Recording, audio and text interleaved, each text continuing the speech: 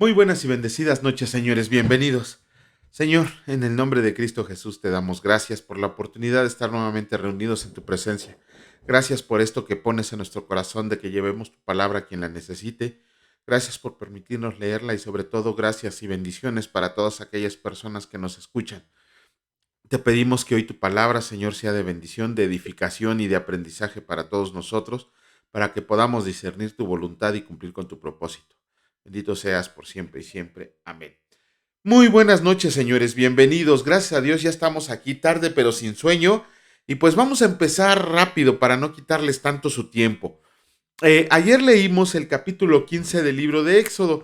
¿Qué leímos en el capítulo 15? Ok, es la purificación después del flujo corporal. Y flujo corporal nos referimos al semen del varón. Ajá, se tenía que hacer un sacrificio, una purificación, porque las emisiones de fluidos del cuerpo humano, en este caso el semen, ya fueran naturales o por enfermedad, eran consideradas inmundas. El fluido de semen en los varones podía ser natural o podía ser por alguna enfermedad. Ajá, y en el caso de la mujer era el ciclo normal de la menstruación. ¿Cómo se llama? En ese aspecto, cuando era el ciclo normal de la menstruación, la mujer no necesitaba hacer purificación. Ajá, solamente que su flujo no fuera normal. Tenía que hacer el rito de la purificación. Pero bueno, a grandes rasgos, eso es lo que leímos en el capítulo 15 del libro de Levítico. Otra vez le puse Éxodo. No sé, algo he de traer con Éxodo, pero no quiero hacer caso. O sea, tengo que volver a leer todo Éxodo para ver qué es lo que el Señor me quiere decir. Algo se me ha de haber pasado por ahí.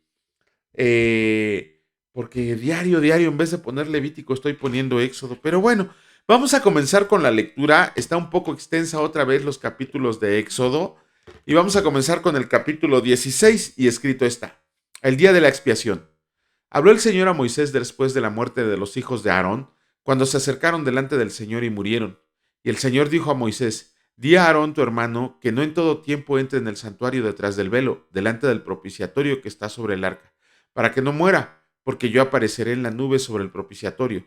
Con esto entrará Aarón en el santuario, con un becerro para expiación y un carnero para holocausto. Se vestirá la túnica santa de lino, y sobre su cuerpo tendrá calzoncillos de lino, y se ceñirá el cinto de lino, y con la mitra de lino se cubrirá. Son las santas vestiduras, con ellas se ha de vestir después de lavar su cuerpo con agua. Y de la congregación de los hijos de Israel tomará 2 machos cabríos para expiación y un carnero para holocausto. Y hará traer a Aarón el becerro de la expiación que es suyo, y hará la reconciliación por sí y por su casa. Después tomará los 2 machos cabríos y los presentará delante del Señor a la puerta del tabernáculo de reunión, y echará suertes a Aarón sobre los 2 machos cabríos, una suerte para el Señor y otra suerte para Azazel, y hará traer a Aarón el macho cabrío sobre el cual cayera la suerte por el Señor, y le ofrecerá en expiación, mas el macho cabrío sobre el cual cayere la suerte por Azazel, lo presentará vivo delante del Señor para hacer la reconciliación sobre él, para enviarlo a Azazel al desierto. Y hará traer a Aarón el becerro que era para expiación suya, y hará la reconciliación por sí y por su casa, y degollará en expiación el becerro que es suyo. Después tomará un incensario lleno de brasas de fuego del altar delante del Señor, y sus puños llenos del perfume aromático molido, y lo llevará detrás del velo, y pondrá el perfume sobre el fuego delante del Señor, y la nube del perfume cubrirá el propiciatorio que está sobre el testimonio para que no muera. Tomará luego de la sangre del becerro y la rociará con su dedo hacia el propiciatorio, al lado oriental. Hacia el propiciatorio esparcirá con su dedo 7 veces de aquella sangre. Después degollará el macho cabrío en expiación por el pecado del pueblo, y llevará la sangre detrás del velo adentro, y hará de la sangre como hizo con la sangre del becerro, y la esparcirá sobre el propiciatorio y delante del propiciatorio. Así purificará el santuario a causa de las impurezas de los hijos de Israel, de sus rebeliones y de todos sus pecados. De la misma manera hará también al tabernáculo de reunión, el cual reside entre ellos en medio de sus impurezas. Ningún hombre estará en el tabernáculo de reunión cuando él entre a hacer la expiación en el santuario hasta que él salga y haya hecho la expiación por sí, por su casa y por toda la congregación de Israel. Y saldrá al altar que está delante del Señor y lo expiará y tomará de la sangre del becerro y de la sangre del macho cabrío, y la pondrá sobre los cuernos del altar alrededor, y esparcirá sobre él la sangre con su dedo 7 veces, y lo limpiará y lo santificará de las inmundicias de los hijos de Israel. Cuando hubiera acabado de expiar el santuario y el tabernáculo de reunión y el altar, hará traer el macho cabrío vivo, y pondrá a Aarón sus 2 manos sobre la cabeza del macho cabrío vivo, y confesará sobre él todas las iniquidades de los hijos de Israel, todas sus rebeliones y todos sus pecados, poniéndolas así sobre la cabeza del macho cabrío, y lo enviará al desierto por mano de un hombre destinado para esto. Y aquel macho cabrío llevará sobre sí todas las iniquidades de ellos a tierra inhabitada, y dejará ir al macho cabrío por el desierto. Después vendrá Aarón al tabernáculo de reunión y se quitará las vestiduras de lino que había vestido para entrar en el santuario, y las pondrá ahí. Lavará luego su cuerpo con agua en el lugar del santuario, y después de ponerse sus vestidos saldrá, y hará su holocausto, y el holocausto del pueblo, y hará la expiación por sí y por el pueblo, y quemarán en el altar la grosura del sacrificio por el pecado. El que hubiera llevado el macho cabrío a Azazel, lavará sus vestidos, lavará también con agua su cuerpo, y después entrará en el campamento y sacarán fuera del campamento el becerro y el macho cabrío inmolados por el pecado, cuya sangre fue llevada al santuario para hacer la expiación, y quemarán en el fuego su piel, su carne y su estiércol. El que los queme lavará sus vestidos, lavará también su cuerpo con agua, y después podrá entrar en el campamento. Y esto tendrán por estatuto perpetuo. En el mes séptimo, a los 10 días del mes, afligirán sus almas y ninguna obra harán, ni el natural ni el extranjero que mora entre ustedes, porque en este día se hará expiación por ustedes y serán limpios de todos sus pecados delante del Señor. Día de reposo es para ustedes y afligirán sus almas. Es estatuto perpetuo. Hará la expiación el sacerdote que fuera ungido, consagrado para ser sacerdote, en lugar de su padre. Ay, ya me perdí. Y se vestirá las vestiduras de lino, las vestiduras sagradas, y hará la expiación por el santuario santo y el tabernáculo de reunión. También hará expiación por el altar, por los sacerdotes y por todo el pueblo de la congregación. Y esto tendrán como estatuto perpetuo para hacer expiación 1 vez al año por todos los pecados de Israel. Y Moisés lo hizo como el Señor lo mandó. Capítulo 17 del libro de Levítico, escrito está: El santuario único. Habló el Señor a Moisés diciendo: Habla a Aarón y a sus hijos y a todos los hijos de Israel, y diles: Esto es lo que ha mandado el Señor. Cualquier varón de la casa de Israel que degolle buey o cordero o cabra en el campamento o fuera de él, y no lo trae a la puerta del tabernáculo de reunión para ofrecer ofrenda al Señor delante del tabernáculo del Señor, será culpado de sangre el tal varón. Sangre derramó, será cortado el tal varón de entre su pueblo, a fin que traigan los hijos de Israel sus sacrificios, los que sacrifican en medio del campo, para que los traigan al Señor, a la puerta del tabernáculo de reunión, al sacerdote, y sacrifiquen ellos sacrificios de paz al Señor. Y el sacerdote esparcirá la sangre sobre el altar del Señor, a la puerta del tabernáculo de reunión, y quemará la grosura en olor grato al Señor. Ay. Y nunca más sacrificarán sus sacrificios a los demonios, tras de los cuales han fornicado. Tendrán esto por estatuto perpetuo por sus edades. Les dirás también: cualquier varón de la casa de Israel o de los extranjeros que moran entre ustedes, que ofrezca holocausto o sacrificio y no lo traiga a la puerta del tabernáculo de reunión para hacerlo al Señor, el tal varón será igualmente cortado de su pueblo. Prohibición de comer la sangre. Si cualquier varón de la casa de Israel o de los extranjeros que moran entre ellos come alguna sangre, yo pondré mi rostro contra la persona que coma sangre y la cortaré de entre su pueblo, porque la vida de la carne es en la sangre está. Y yo les he dado para hacer expiación sobre el altar por sus almas, y la misma sangre hará expiación de la persona. Por tanto, he dicho a los hijos de Israel: ninguna persona de ustedes coma sangre, ni el extranjero que mora entre ustedes comerá sangre. Y cualquier varón de los hijos de Israel o de los extranjeros que moran entre ellos, que case animal o ave que se ha de comer, derramará su sangre y la cubrirá con tierra. Porque la vida de toda carne es su sangre. Por tanto, he dicho a los hijos de Israel: no comerán la sangre de ninguna carne, porque la vida de toda carne es su sangre. Cualquiera que la coma será cortado. Y cualquier persona, así de los naturales como de los extranjeros, que coma animal mortecino o despedazado por fiera, lavará sus vestidos y a sí misma se lavará con agua, y será inmunda hasta la noche. Entonces será limpia. Y si no los lava ni lava su cuerpo, llevará su iniquidad. Capítulo 18 del libro de Levítico. Escrito está: actos de inmoralidad prohibidos. Habló el Señor a Moisés diciendo: habla a los hijos de Israel y diles: yo soy el Señor su Dios. No harán como hacen en la tierra de Egipto en la cual moraron. No harán como hacen en la tierra de Canaán, a la cual yo los conduzco, ni andarán en sus estatutos. Mis ordenanzas pondrán por obra y mis estatutos guardarán, andando en ellos. Yo, el Señor su Dios, por tanto, guardarán mis estatutos y mis ordenanzas, los cuales, haciendo el hombre, vivirá en ellos, yo el Señor. Ningún varón se llegue a parienta próxima alguna para descubrir su desnudez, yo el Señor. La desnudez de tu padre o la desnudez de tu madre no descubrirás, tu madre es, no descubrirás su desnudez. La desnudez de la mujer de tu padre no descubrirás, es la desnudez de tu padre. La desnudez de tu hermana, hija de tu padre o hija de tu madre, nacida en casa o nacida fuera, su desnudez no descubrirás. La desnudez de la hija de tu hijo o de la hija de tu hija, su desnudez no descubrirás, porque es la desnudez tuya. La desnudez de la hija de la mujer de tu padre, engendrada de tu padre, tu hermana es, su desnudez no descubrirás. La desnudez de la hermana de tu padre no descubrirás, es parienta de tu padre. La desnudez de la hermana de tu madre no descubrirás, porque pariente de tu madre es. La desnudez del hermano de tu padre no descubrirás. No llegarás a su mujer, es mujer del hermano de tu padre. La desnudez de tu nuera no descubrirás, mujeres de tu hijo. No descubrirás su desnudez. La desnudez de la mujer de tu hermano no descubrirás, es la desnudez de tu hermano. La desnudez de la mujer y de su hija no descubrirás. No tomarás la hija de su hijo ni la hija de su hija para descubrir su desnudez. Son parientas, es maldad. No tomarás mujer juntamente con su hermana para hacerla su rival, descubriendo su desnudez delante de ella en su vida. Y no llegarás a la mujer para descubrir su desnudez mientras esté en su impureza menstrual.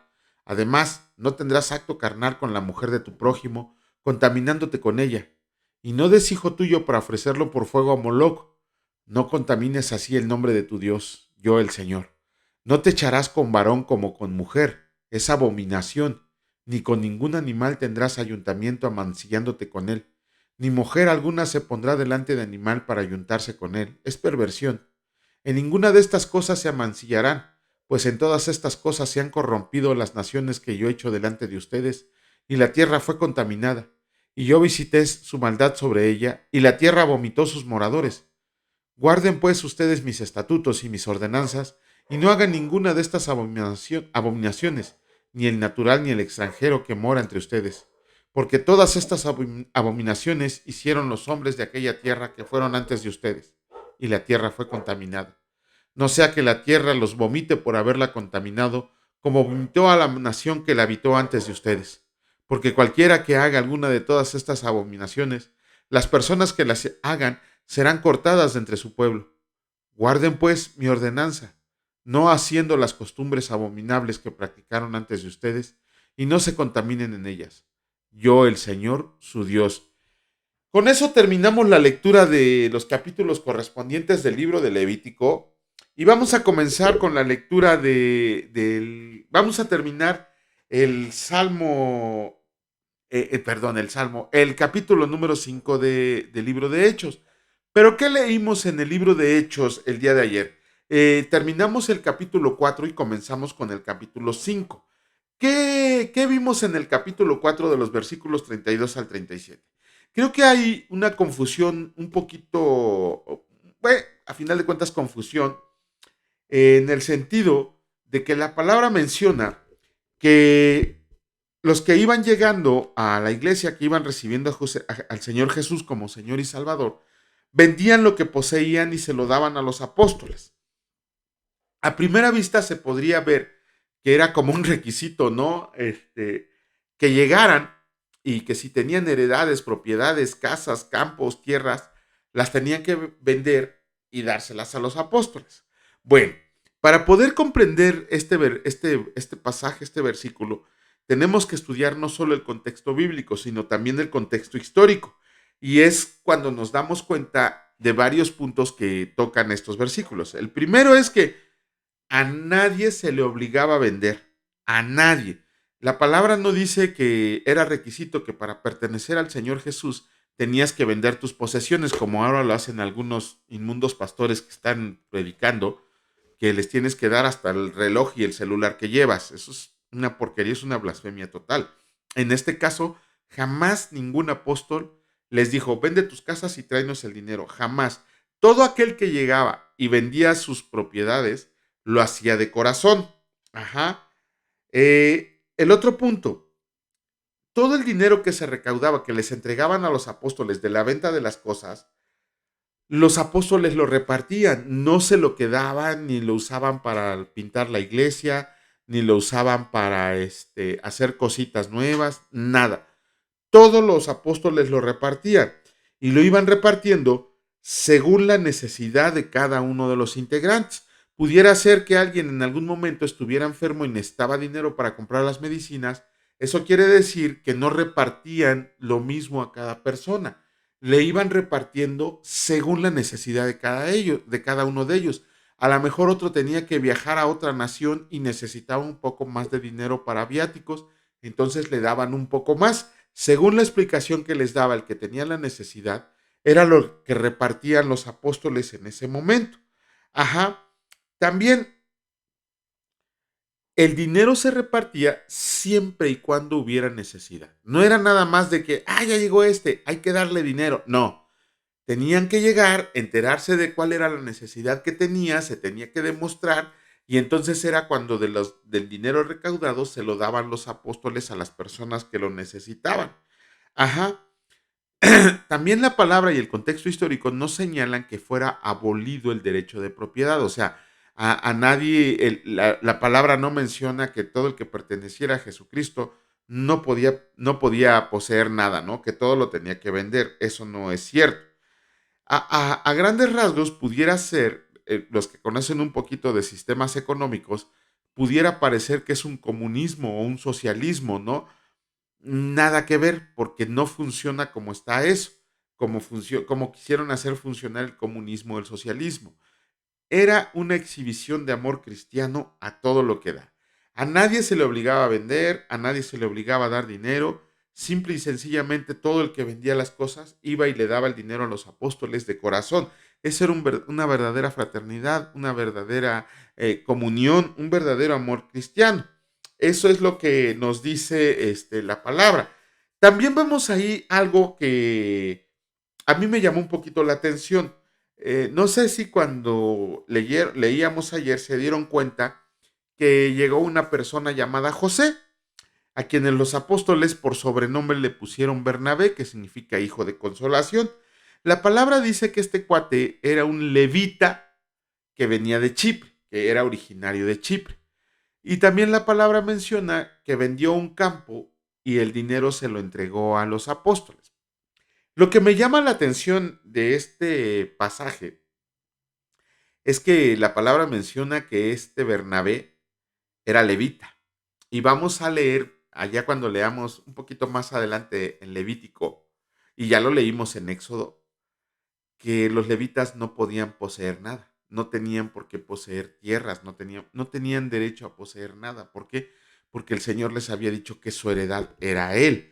Entonces aquí está un poquito raro cómo llega un levita originario de Chipre que dice que tenía un campo y lo vendió. Hace rato se lo estaba platicando a mi esposa. Me dio ahí una respuesta que tengo que investigar para ver si era cierto. Si la alcanzo a investigar, se las compartiría. ¿Por qué? Porque los levitas no podían tener absolutamente nada. Pero bueno, con eso terminamos el capítulo 4 y comenzamos con el capítulo 5, la historia de Ananías y Zafira. Aquí en este hay un claro ejemplo de cómo, ¿cómo decirles? Cómo cuando Dios está obrando en algún lugar, en algún tiempo, en alguna situación, siempre llega el enemigo, llega Satanás a corromper, a falsificar y a contender con todos. ¿Por qué? Porque no le gusta lo que está haciendo el Señor, obviamente no le gusta lo que están haciendo los humanos y él tiene que meter su cucharota para tratar de interrumpir el plan de Dios. Ananías y Zafira dice la palabra que eran un matrimonio, que vendieron una propiedad, que propusieron en su corazón que iban a vender una propiedad que ellos tenían y que todo lo recaudado iba a ser para Dios. Ellos lo dijeron, que todo lo que recaudaran se lo iban a dar a Dios, pero en vez de eso se quedaron con una pequeña parte. Ujú. Nadie le dijo a Ananías ni a Zafira que tenían que vender su heredad. Nadie se los dijo. Pero ok, ellos la vendieron. Cuando vendieron su propiedad, tampoco estaban obligados a darlo todo. Ellos podían haber conservado parte del dinero. Su error fue que le prometieron al Señor que todo lo que obtuvieran de la heredad se lo darían a Dios. Ajá. Eh, el pecado que cometieron Ananías y Zafira fue que ellos dijeron que darían todo, pero se quedaron con una porción de la venta de su heredad. Ajá.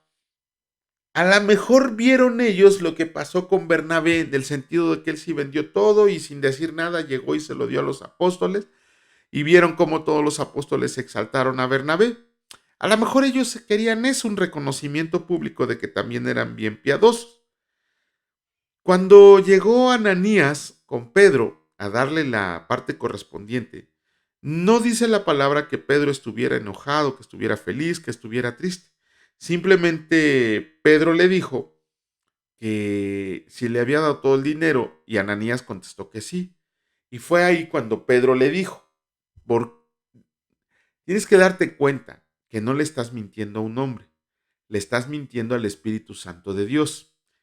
Y con eso, cuando le dijo eso por haber hecho esa mentira, dice la palabra que Ananías cayó muerto, que inclusive arrastraron su cuerpo y lo sacaron afuera para poder sepultar.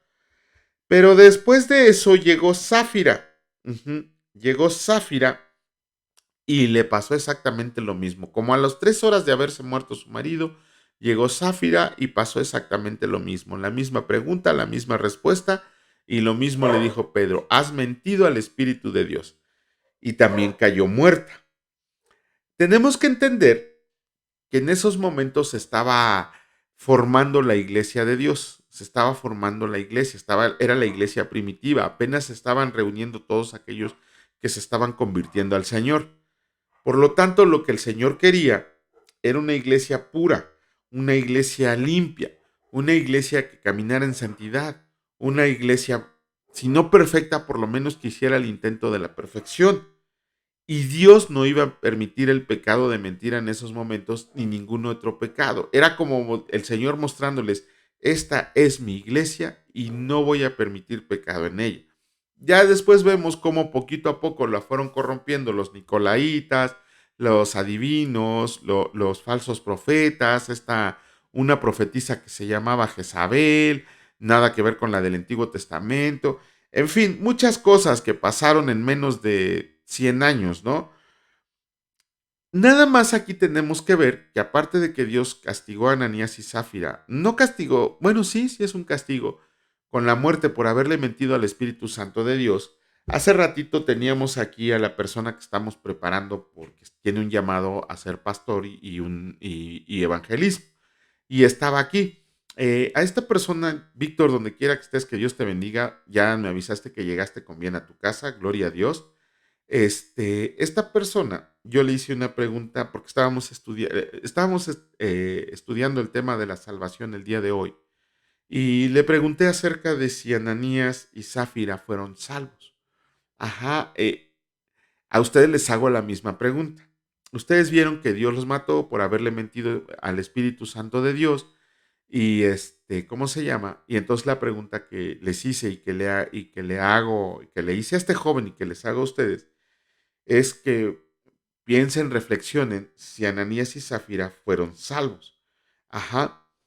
Les respondería ahorita, pero prefiero guardarme esta respuesta para mañana. De hecho, le voy a poner aquí una nota de dar la respuesta mañana para que pudieran ustedes pensarle un poquito si Ananías y Zafira fueron salvos aun cuando hicieron lo que hicieron. Ajá. Entonces, ahí se los dejo de tarea. Digo, no es a fuerza. Si este muchacho me debe 200 tareas, imagínense esto, ¿no? Entonces, háganse esa reflexión si Ananías y Zafira fueron salvos aún y con todo lo que hicieron. Pero bueno, que no fue mucho, pero de todas maneras le mintieron a Dios. Vamos a comenzar con la lectura. En esta ocasión nos toca terminar con el capítulo 5 del libro de Hechos, y escrito está: muchas señales y maravillas. Por la mano de los apóstoles se hacían muchas señales y prodigios en el pueblo, y estaban todos unánimes en el pórtico de Salomón.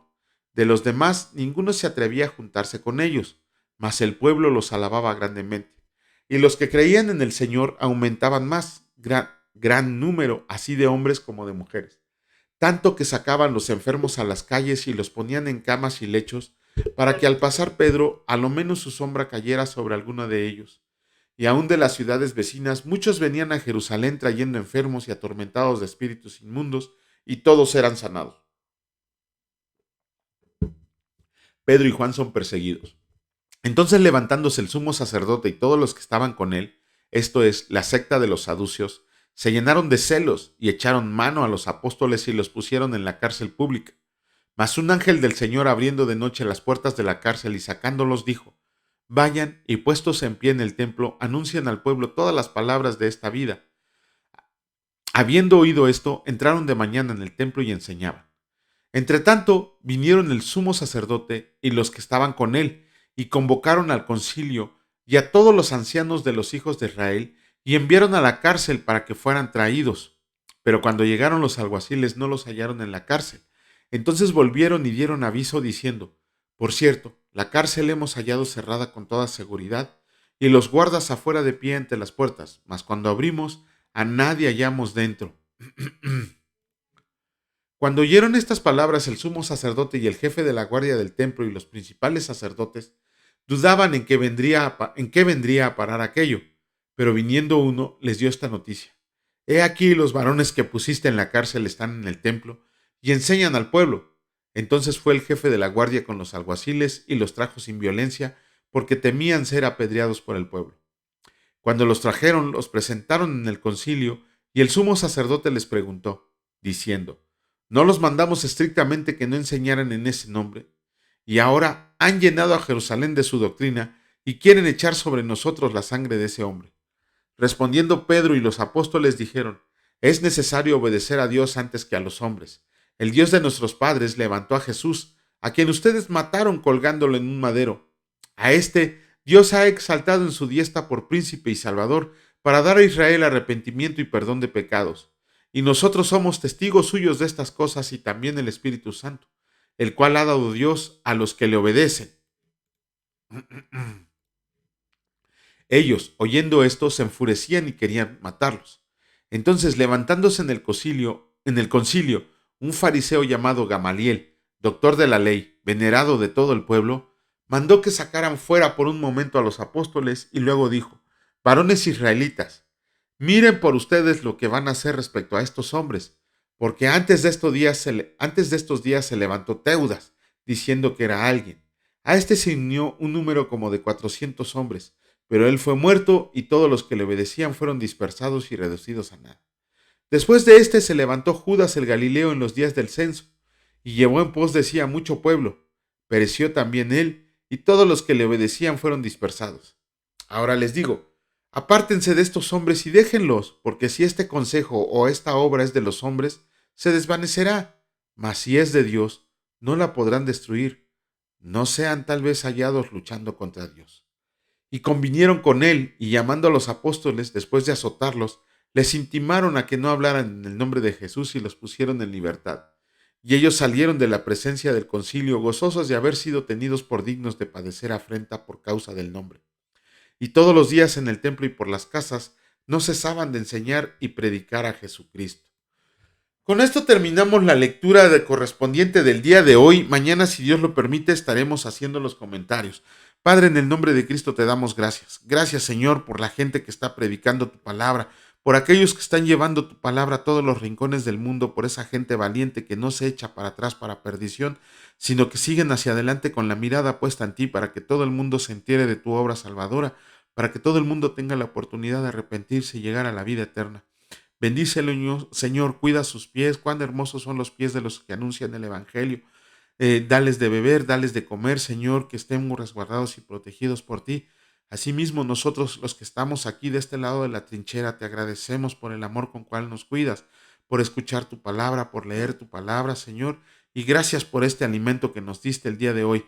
Asimismo, también te damos gracias por el alimento espiritual que nos diste y por resguardarnos y llevarnos con bien a nuestros hogares, a nuestros trabajos y a la escuela. Te bendecimos, te adoramos, te alabamos y te amamos, Señor. Te pedimos que tú siempre estés con tu presencia con nosotros. Gracias te damos, mi Dios Padre Todopoderoso. Gracias te doy, mi Señor Jesucristo Salvador. Y gracias te doy, Señor Espíritu Santo. Benditos sean por siempre y para siempre. Amén. Que Dios los bendiga, señores, y si Dios lo permite, nos vemos el día de mañana. Cuídense mucho, descansen. Hasta luego.